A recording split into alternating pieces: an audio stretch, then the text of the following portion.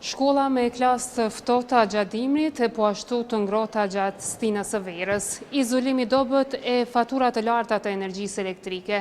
Këto janë disa nga problemet e përditshme në një pjesë të institucioneve arsimore publike në Kosovë.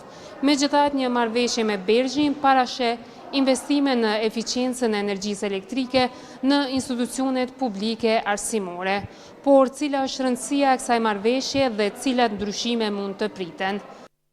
Izolim i mureve, ndrimi dritareve, izolim i qative, sisteme moderne të ngrohjes e ndriçim LED.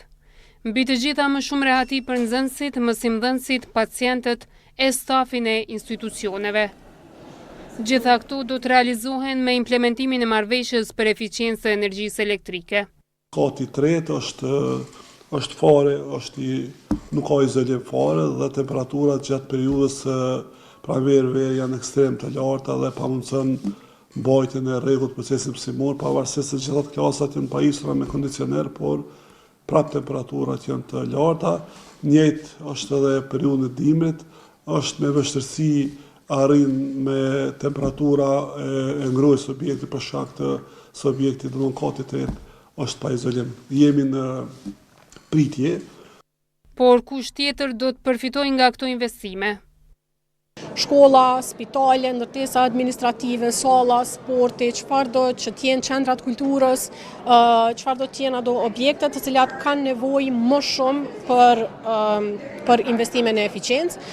Dhe me këtë rast dua t'ju bëj thirrje të gjitha komunave të cilat nuk kanë aplikuar dhe nuk kanë dërguar informatat për ndërtesat publike që i kanë në pronësi, ta bëjnë këtë në mënyrë që të mund të përfitojnë nga projekti.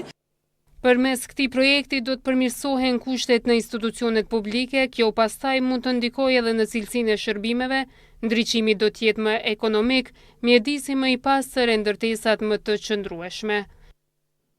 Investimet që do të bëhen do të ulin edhe shpenzimet e rrymës.